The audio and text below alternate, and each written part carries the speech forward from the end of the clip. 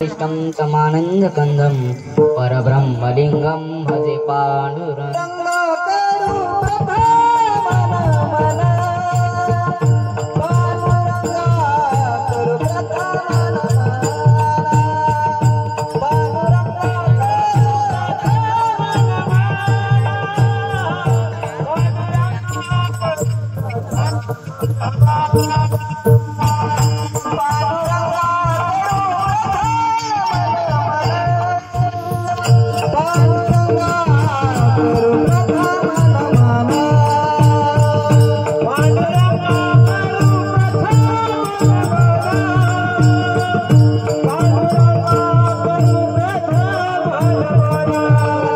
अल्पाचा परिहार द्यायचा तो म्हणजे असा की बघा नंबर 4 या वाड्याने पावन झालेली पवित्र अशी भूमी, या बघा नंबरचे कारभारी म्हणजे बाळू मामा शिंगारे, तसेच मला साथ करणारे आपले नाना महाराज कदम, राहुल महाराज मासाळकर, अक्षय महाराज कदम, तसेच आमचे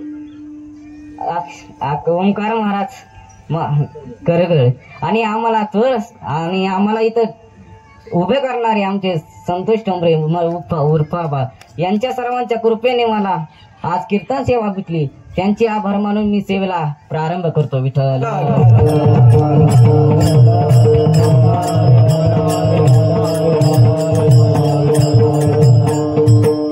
आम्हा हरीच्या दासा काही भय नाहीत राहिलं की असे जगद्गुरु तुकोबाराय का म्हणतात. कारण आम्ही भक्ती करतो, देवाची भक्ती करतो, कारण भक्ती पुढे भगवंताचं सुद्धा काही चालत नाही, कारण ती इतकी भक्ती पॉवरफुल आहे महाराज.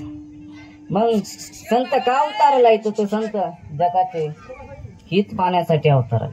मग बाळूमामा कशाला आले अवतार आले, तर बाळूमामा जगाचे हित साधण्यासाठी आले. तर आपण बाळूमामांचे थोडेसे चरित्र पाहू. बाळाप्पा धनगर आपल्या 4 गुंठे जमिनीत काबाड कष्ट करून पिके घेत असे, आणि बाळाप्पा धनगराचा मुलगा मायाप्पा धनगर गरिबीला कंटाळून बाळाप्पा धनगराने आर भावी सोडली आणि जवळीलच बेळगाव जिल्ह्यातील चिकोडी तालुक्यात म्हणजे अकोळ गावात गेले आणि पुन्हा आपल्या गोतावळ्यात संसार सुरू केला आणि संसारात रमून गेले. क्वचित खेळण्यात तर कधी कामात अशा बालवयातील मायाप्पाच्या लग्नाचा विचार बाळाप्पा धनगराच्या डोक्यात घोळू लागला आणि जवळीलच सत्यवा नावाच्या मुलीशी त्यांच्या लग्नाचा भेद पक्का केला. हलसिद्धनाथ आप्पाच्या वाडीतील बोते घराण्यातील स्वरूप सुंदर अशा सत्यवाला बाळाप्पा धनगराने सून म्हणून घरात आणली. मायाप्पा आणि सत्यवा यांच्या संसारावर कन्या व पुत्रांची फुले उमटली. सत्यवा ही एकादशीचा नियमित उपवास करत असे. यात्रेच्या वेळेस हलसिद्धनाथ आप्पांच्या वाडीत गेल्यावर सत्यवानी हलसिद्धनाथ आप्पांना नवस केला की मला पुत्र व्हा म्हणून नवस केला. 9 महिने 9 दिवस पूर्ण झाले. रविवारी एकादश, सोमवारी द्वादशीचे लवकर पारणे उरकले. दुपारी अश्विन शुद्ध द्वादशी शके 1814 4:23 भक्तजोय जगदंग पुत्र जन्माला आले. बोला बोला बाळूमामांच्या बाळूमामा हळूहळू मोठे होऊ लागले. तसे तसे बाळूमामांच्या खोड्या वाढू लागल्या. बाळूमामांच्या खोड्या काय तर काट्यावर झोपणे आणि म्हणायचं की माझी ही गादी आहे, झाडावर बसणे आणि माझे हे शिकार आहे, अशा बाळूमामा. मायाप्पाला आता काय करायचं आता काय कळाना. मायाप्पाने त्यांच्या लग्नाचा विचार केला नाही, त्यांना चाकरीला ठेवायचं ठरवलं आणि हा विचार सत्यवाला कळाल्यावर सत्यवा माता म्हणाली की अशा या बालवयात माझा बाळू कुठे काम करणार. पण आपल्या वडिलांची आज्ञा म्हणून बाळूमामांनी चंदूलाल शहा नावाचे सावकार तिथे त्यांना कामाला ठेवले. जसं बाळूमामा चाकरीला आला की तिथला घर वैभव संपन्न भरून गेले. एका रात्री काय झालं की बाळूमामा झोपले होते आणि त्यांच्या सावकाराच्या पत्नी त्यांच्या बघायला आले की बाळू काय करतोय. बाळू झोपलेला आणि जवळ गेल्यावर त्या बाळूमामा ज्या ताटात जेवत होते ते ताट एका देवळीत होते आणि त्यांनी बघितलं की त्या ताटातून मंद मंद प्रकाश येत होता आणि ते बघायला गेले तर त्यांना त्या ताटात आपल्या बस्तीची जैन धर्माच्या मूर्तीची त्यांना मूर्ती दिसली. दर्शन झालं त्यांना. मग ते ताट घेऊन त्यांनी आपल्या देवघरात पुजलं आणि सकाळी बाळूमामांनी उठून पाहिलं की ते ताट आपल्याकडे नाही. मग तिथे नवीन ताट ठेवलं होते. बाळूमामा सावकारणीकडे गेले आणि विचारले की माझं ताट कुठे आहे. सावकारांनी म्हणले की मी तुला सोन्याचं ताट देते, मला ते ताट राहून दे. पण मामांनी काय ऐकलं नाही आणि मामांनी तिथून घर सोडलं. जाता जाता मामा म्हणले की ते ताटाची तुम्ही सर्व भक्तांनी दर्शन चाललेलं, एका लाईनीनं दर्शन घ्यायचं, एक लाईन करून शिना. आतमधनं कोणी सुद्धा येत नाही दर्शनला.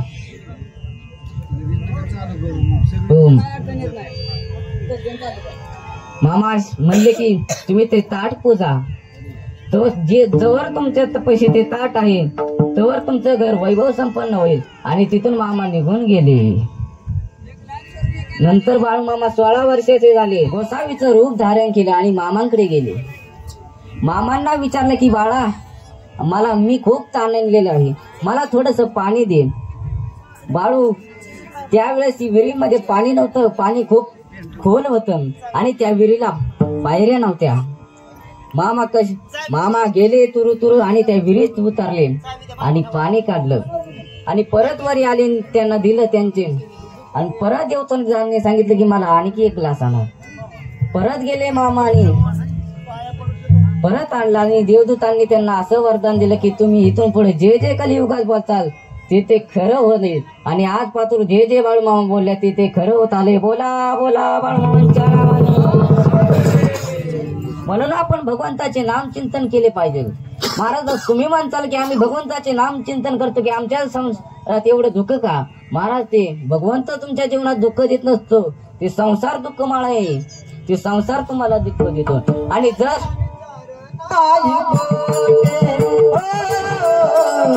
सुखाचा विचार नाही, सुखाचा विचार नाही,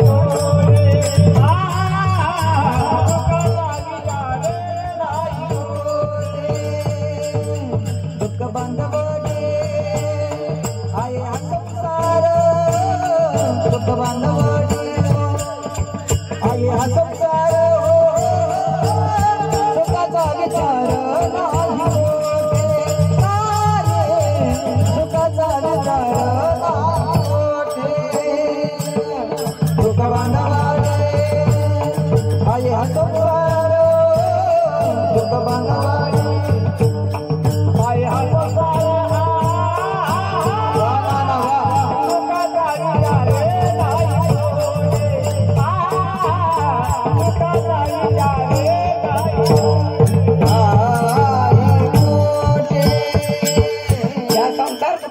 आपल्याला जर परमानंदाची प्राप्ती करून घ्यायची असेल तर भगवंताचे नामच. महाराज एवढेच नव्हे, नाम म्हणजेच भक्ती तर भक्ती, कर्म म्हणजे पण भक्ती आहे. कर्माचे 4 प्रकार पडतात. एक नित्य कर्म, दुसरं काम्य कर्म, तिसरं प्रायचित्त कर्म आणि नैमित्तिक कर्म. पहिलं नित्य कर्म म्हणजे काय तर आपण रोज सकाळी उठतो, भगवंताची पूजा करतो, आपले जे जे काम आहे ते नित्य कर्म आहे. आता काम्य कर्म म्हणजेच ज्यातून आपल्याला काहीतरी भेटतं त्याला काम्य कर्म म्हणायचं. म्हणजे एखाद्याने चोरी केली, बडबड नाही करायची. एखाद्याने चोरी केली की त्यातून सोनं नाणं पैसा हे ते फल आहे म्हणून, आणि ते काम्य म्हणजेच कर्म. आता आपण नैमित्तिक कर्म पाहू. नैमित्तिक कर्म म्हणजे काय तर आज मी इथं उभा आहे हे नैमित्तिक कर्म आहे, याला नैमित्तिक कर्म म्हणायचं. आणि शेवटचं म्हणजे प्रायचित्त कर्म. प्रायचित्त कर्म म्हणजे काय तर आपल्या हातून एखादा गुन्हा झाला असेल आणि त्यातून आपल्याला निवृत्ती करून घ्यायची असेल तर त्या, आणि जे आपण शिक्षा बघतो त्याला प्रायचित्त कर्म असे म्हणतात. आपण ही जर 4ही कर्म भगवंताला अर्पण केली की त्यालाच भक्ती असे म्हणतात. विठ्ठल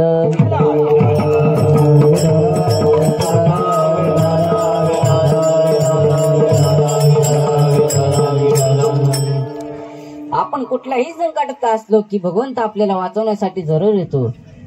तुम्हाला एक दृष्टांत सांगतो. गोरोबा काका एकदा मडकी घडवत होते आणि त्यांचं मूल बाजूला खेळत होते आणि गोरोबा काका भक्तीत लीन होते. आणि तिकडून हळूहळू बाळ त्यांच्या पायाखाली आलं. बाळ तोडवलं तरी त्यांना चाहूल नव्हती. बाळ तसंच मेलं.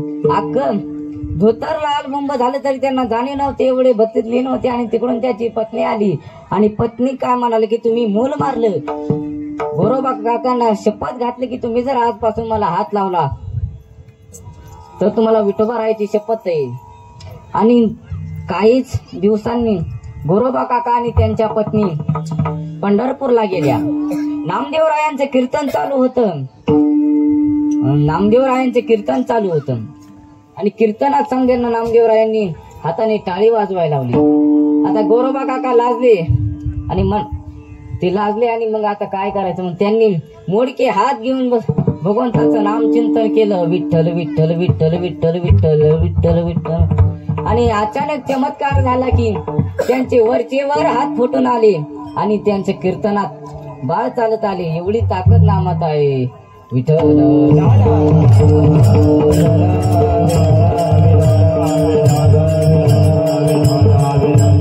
ते नाम घेणं पण इतकं सोपं नाही की आपलं इतकं मन चंचल आहे की आपलं मन भगवंताकडे नसतं तर दुसऱ्या गोष्टीकडे असतं. तुम्हाला एक उदाहरण देतो. एका आईला एक मुलगा होता जो नवसाने झालेला होता. नवसाने झालेला मुलगा खूप हुशार होता, खूप बुद्धी होती. त्याने 10वीत पहिला जिल्ह्यात पहिला नंबर आणला आणि आईला म्हणला की आई मी जिल्ह्यात पहिला आलो आहे, मला गाडी घेऊन दे पुढच्या कॉलेजसाठी. आई म्हणली बाळा आपल्याकडे आता पैसे नाहीत, तू 12वीला पास झाला की मी तुला गाडी घेऊन देते. ठीक आहे पोरग म्हणलं. 11वीला चांगले मार्क पडले, 12वीचा रिझल्ट आला. पोरग जिल्ह्यात पहिलं आलं होतं आणि खुशीने आनंदात आईकडे गेला आणि आईला म्हणला आई मी पास झालोय, जिल्ह्यात पहिला आलो आहे, मला आता गाडी घे चल. आई खुशीने गाडी घेण्यासाठी गेली. गाडी घेतली, आईला बसवलं आणि चालू लागला. गाडीचं स्पीड इतकं होतं, इतका पळवू लागला. आई म्हणली सोन्या गाडी हळू चालव, पण सोन्या काय ऐका ना. सोन्याची गाडी इतकी होती पुढून एक ट्रक येत होता आणि इकडून सोन्याची गाडी. सोन्याने इतकी जोरात गाडी पळवली आणि तिकडून ट्रक आला. सोन्या कट मारून गेला. तुमच्या मनात होतं ते काही झालं नाही. बघा आपलं इतकं मन चंचल आहे की तुम्हाला तर वाटलं असेल बायांना की काय याचं झालं असेल काय नाही. आपलं मन त्यामुळे मन दुसरीकडेच आहे. म्हणून आपलं मन भगवान चिंतनात रमवावं. आणि हे 6 प्रकार जर आपण घालवले तर आपली शुद्ध भक्ती होती. तर काम क्रोध मद मत्सर दभ अहंकार हे जर विकार आपण नाहीसे केले तर आपली शुद्ध भक्ती होती आणि आपण भगवंताला जिंकून घेऊ. विठ्ठल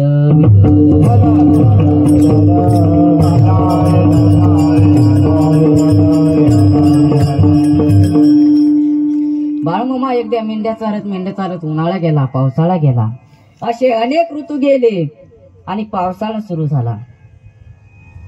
पावसाळा आपल्या इकडे बाबा पावसाळ्यात पाऊस पडतो आणि आपल्या इकडे ज्या वेळेस आपल्या इकडे पाऊस जास्त पडतो त्यावेळेस कर्नाटक भागात कमी पडतो आणि ज्या वेळेस कर्नाटक भागात जास्त पडतो त्यावेळेस आपल्या इकडे कमी पडतो.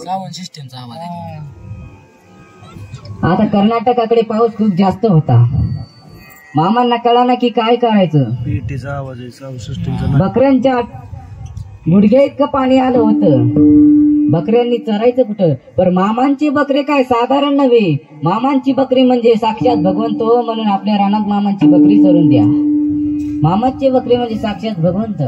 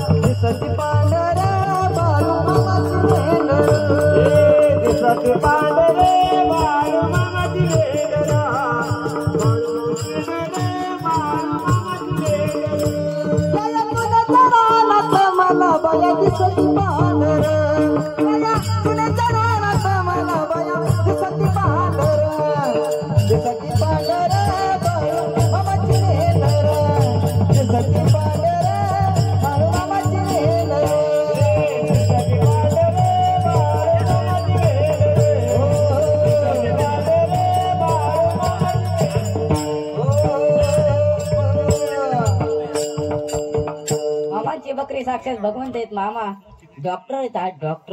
डॉक्टर म्हणजे काय तर वैद्य. बाळूमामा डॉक्टर कशामुळे आहेत? कारण त्यांनी मेंढरांची निर्मिती केली, त्याला सुंदर किती बाळू मामा वैदव बाळू मामा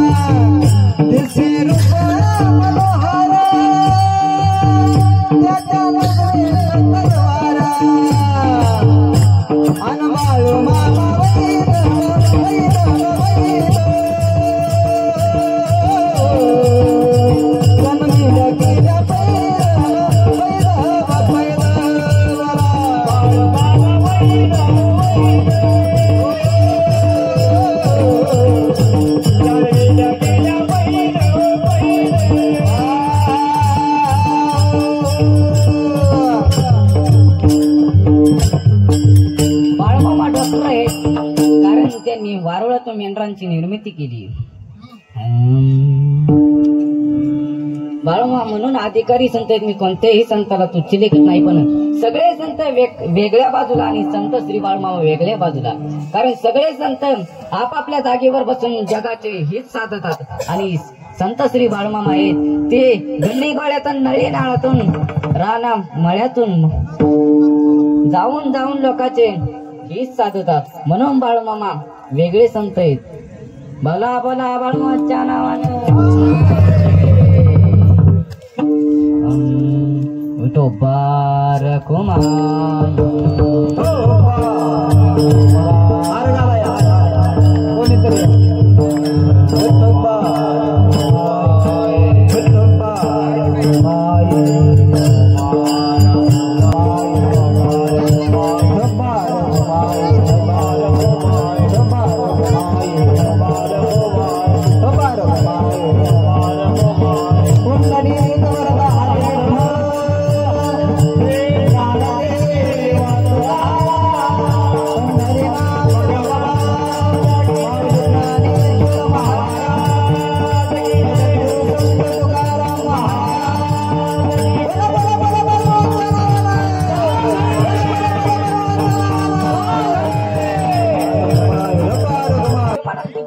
तेव्हा मातीच्याच कापुटी आल्या, कारण त्यांचं बीज चांगलं होतं. अहो आई कोणासारख्या पाहिजे तर अहिल्याबाई होळकरांसारख्या पाहिजे. अहिल्याबाई होळकरांचा जन्म 31 मे 1725 साली इंदोर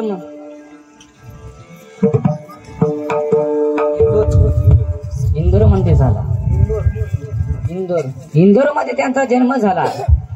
ज्यावेळेस पेशव्यांचे राज्य चालू होतं त्यावेळेस मल्हारराव होळकर त्यांच्या पत्रात सरदार म्हणून होते. मल्हारराव होळकर एकदम त्यांचा जन्म अहमदनगर त्यांचा जन्म झाला. अहमदनगर जामखेड चौंडिया गावी चौंडिया गावी झाला. एकदा चौंडिया गावी जात होते. इंदोरला गेले जाताना त्यांचा मुक्काम चौंडिया गावात थांबला. ते चौंडिया गावात थांबल्यावर त्यांनी बघितलं की 7-8 वर्षाची चुमुकली मुलगी गरिबांना अन्नदान करत होती आणि शंकराच्या मंदिरात साफसफाई करत होती. मल्हारराव होळकरांनी ते पाहिलं आणि ती मुलगी त्यांच्या मनात बसली आणि सरळ जाऊन मानकोजी शिंदेना विचारलं की माझ्या मुलाला तुमची मुलगी देता का? मानकोजी शिंदेनी उत्तर दिलं, हो देतो. मल्हारराव होळकर तर राजे होते, राजे इंदोरचे. अहिल्याबाई होळकरांचा आणि खंडेरावांचा विवाह लावून दिला. काही दिवसांनी अहिल्याबाई होळकर इंदोरला गेल्या आणि त्यांना एक मुलगा झाला. त्यांना एक बालोजीराव होळकर त्यांना मुलगा झाला आणि काही 3 वर्षांनी त्यांना मुक्ताबाई नावाची मुलगी झाली. आणि काही दिवसांनी अशी एक बिकट परिस्थिती निर्माण झाली की 1754 साली कुबेरच्या युद्धामध्ये मल्हारराव होळकर गेले. त्यावेळी एक पद्धत होती की आपला मालक गेला की बायकोनी सुद्धा सत्ती जायचं. पण मल्हारराव होळकरांनी त्यांना थांबवलं आणि म्हणला की आता हा कारभार तुम्हालाच सांभाळायचा आहे. अहिल्याबाई होळकर सावरल्या आणि राज्याचा कारभार सुरू केला. न्यायदान चांगलं होते. आणि अशी एक गोष्ट झाली की खंडेराव होळकर एकदा फिरायला गेले. फिरायला जाताना रथ तितका वेगाने होता, वाऱ्याच्या वेगाने रथ होता आणि पुढून एक गाय आपल्या वासराला घेऊन रस्ते पलीकडे जात होती. मल्हारराव होळकरांनी पाहिलं भर रथ थांबवला नाही. वासराच्या अंगावरून रथ गेला आणि काही 2-3 तासांनी अहिल्याबाई होळकर तिथून चालल्या होत्या. अहिल्याबाई होळकरांनी पाहिलं की गाईचं वासरू मेलं होतं. त्यांनी आजूबाजूच्या लोकांना विचारलं की कोणी मारलं. त्यावेळी तिथल्या लोकांनी सांगितलं की तुमच्याच मुलांनी मारलं. अहिल्याबाईंना राग आला. अहिल्याबाई तिथून आपल्या राजवाड्यात गेल्यावरती त्यांनी त्यांच्या पत्नीला, खंडेरावांच्या पत्नीला बोलवलं आणि विचारलं की आपल्या आईच्या समोर जर एखाद्या मुलाला मारलं तर त्याला काय शिक्षा द्यायची. त्यावेळेस त्यांच्या पत्नीने फार गोड उत्तर दिलं. उत्तर ऐका, जसं आपल्या आईच्या समोर त्या मुलाला मारलंय तसंच त्याला पण शिक्षा दिली पाहिजे. सकाळी मंत्रींना बोलावलं, आपल्या मुलाला उभं केलं आणि मंत्रींना विचारलं की काय शिक्षा द्यायची. त्यावेळेस मंत्री म्हणाले की खंडेराव होळकरांचं तसंच हातपाय बांधा आणि त्या जागेवर ठेवा. समधी तयारी झाली आणि रथावरती स्वार्थी व्हायला कोणच नाही. मंत्री म्हणले की जाऊन द्या.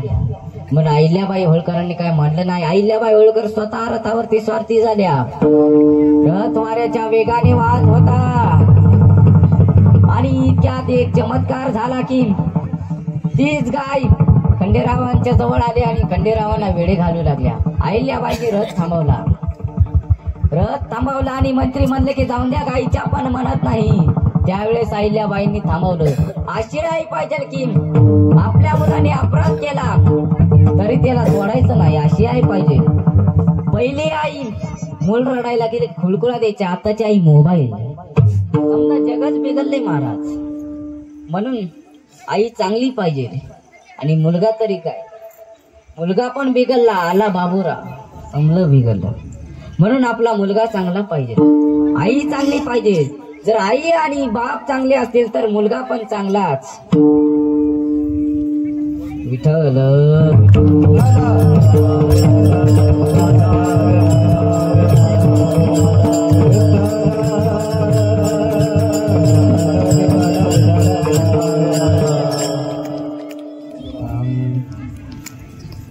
असाच एक प्रसंग घडला की आपल्या इकडे ज्यावेळेस पाऊस कमी असतो त्यावेळेस कर्नाटकामध्ये जास्त असतो, कर्नाटकामध्ये जास्त असतो त्यावेळेस इकडे कमी असतो.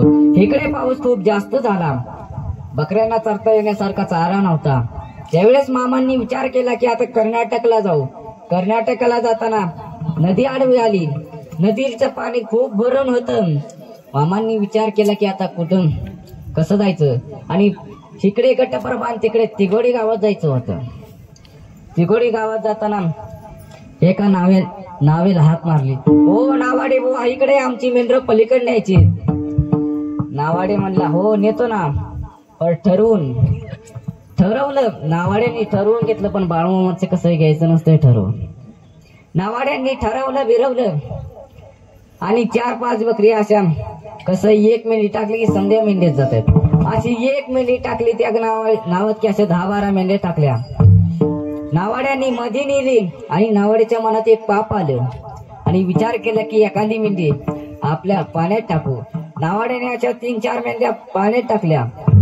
मामांना समज करतो, मामांना समज माहित होतं. आणि नावाड्यांनी 4-5 मेंढ्या टाकल्या आणि नावाड्यांनी नाव किनाऱ्याला नेत होता. मामाने अंता मंतर कोल्हा मंतर असं म्हणलं, भांडारा फुटला.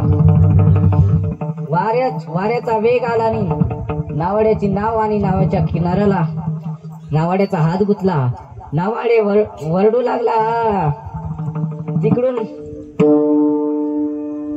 तिकडून हात बाळूमामा त्याने विचारलं की मामा हा का वरडायलाय? त्यावेळेस मामा म्हणला हा वरडत नाही, मी याला वरडायला लावले. त्यावेळेस मामा म्हणले की याने आपले मेंढर पाण्यात टाकले. त्यावेळेस त्यो मग शिंगारे काका म्हणले की हो खरे. शिंगारे काका म्हणले की तुम्हीच का रस्ता करत नाही? त्यावेळेस मामा म्हणले हो खरे, माझ्याच लक्षात आलं नाही. त्यावेळेस मामाने आपल्या पाटव्यातील भंडारा काढला आणि नदीला सांगितलं की हे माई, माझी मेंढर पलीकडे न्यायची, मला रस्ता दे. नदीने दुभंगोनी वाट दिली आणि मामांनी रस्ता पलीकडे नेला. इतकी ताकद बाळूमामांच्या मध्ये आहे. बोला बोला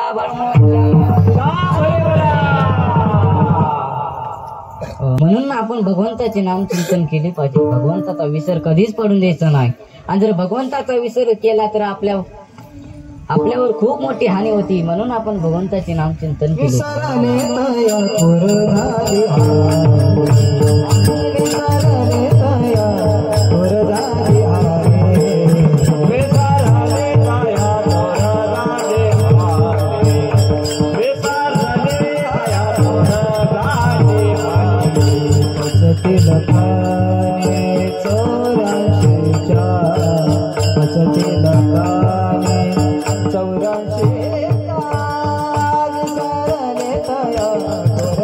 जन्माला आल्यावरती भगवंताचे एकदा तरी नाव घेतोय आपण. भगवंताचे एकदा तरी नाव घेतलं तरी आपण भगवंताच्या पायापाशी जातो. महाराज दोघे भाऊ होते. एक भाऊ भगवंताच्या नामचिंतनामध्ये दंग होता आणि एकाला भगवंत सुद्धा आवडत सुद्धा नव्हतं. भगवंताचं नाम सुद्धा आवडत नव्हते. त्यावेळेस त्यांच्या गावात कीर्तन चालू होती आणि त्या भावाने त्या कीर्तनकाराला म्हणलं की माझा भाऊ भगवंताचे नाम सुद्धा घेत नाही. त्यावेळेस कीर्तनकार हुशार होता. कीर्तनकार म्हणला की बघू कसा घेत नाही. कीर्तनकाराला त्यांच्या घरी नेला आणि कीर्तनकार बघितल्यावरती भावाने कडी लावून घेतली. कडी लावल्यावरती कीर्तनकार म्हणला तू जवळ उघडत नाही तोच तर मी पण जात नाही. त्यावेळेस त्या भावाने कडी उघडली आणि म्हणला की सांग काय करू त्यामुळे तू जाशील.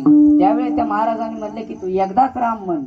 ती राम नाव घ्यायला तयार नव्हता आणि महाराज जायला तयार नव्हती. त्याने कसं तरी घेतलं राम नाम आणि महाराज तिथून गेले. काही दिवसांनी तो मरण पावला आणि मरण पावल्यावर यमाचे दूत त्याला न्यायला आले. यमांच्या दूतांनी त्याला वर यमापाशी नेलं आणि त्याचं पाप पुण्य बघितलं तर त्याचं पाप समज होता आणि अख्ख्या जीवनात त्यांनी भगवंताचे एकदाच नाव घेतले होते. आता यमाला विचार पडला की आता ह्याला काय करायचं. ह्याला जर नरकात पाठवलं तर यांनी भगवंताचं एकदा नाव घेतले. आता त्याला नावाचं मोलमाल पाहिजे होतं.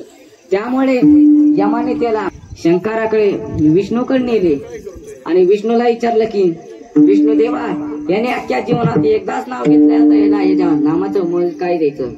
त्यावेळेस विष्णूंना पण त्या नामाचं मोल माहित नव्हतं. त्यावेळेस विष्णूने ब्रह्माकडे न्यायला सांगितलं आणि दोघे समजेजण ब्रह्माकडे गेले आणि ब्रह्माला विचारले की त्यांनी अख्ख्या जीवनात एकदाच भगवंत राम नाव घेतले, आता ह्याला त्याचं काय फळ द्यायचं. त्यावेळेस ब्रह्मा सुद्धा म्हणले मला माहित नाही. मग त्याने समजांनी शंकराकडे नेले आणि शंकराला विचारलं की याने अख्ख्या जीवनात एकदाच भगवंताचे नाव घेतले, त्याला काय फळ द्यायचं. त्यावेळेस शंकर म्हणले की अख्ख्या जीवनात त्याने एकदा नाव घेतले आणि येऊ माझ्यापाशी आला, त्याला अनेक काय फळ द्यायचं. म्हणून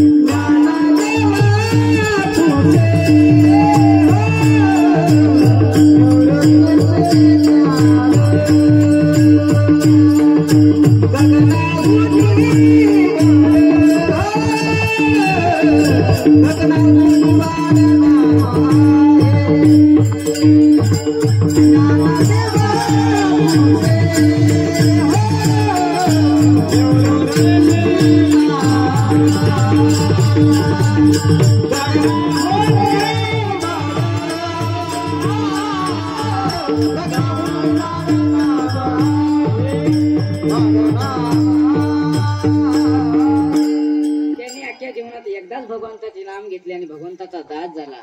म्हणून प्रत्येक मनुष्याने जन्माला आल्यावरती एकदाच भगवंताचे नाम घेतले पाहिजे. तो भगवंताचा दास होईल, भगवंताच्या पायी जाईल. विठ्ठल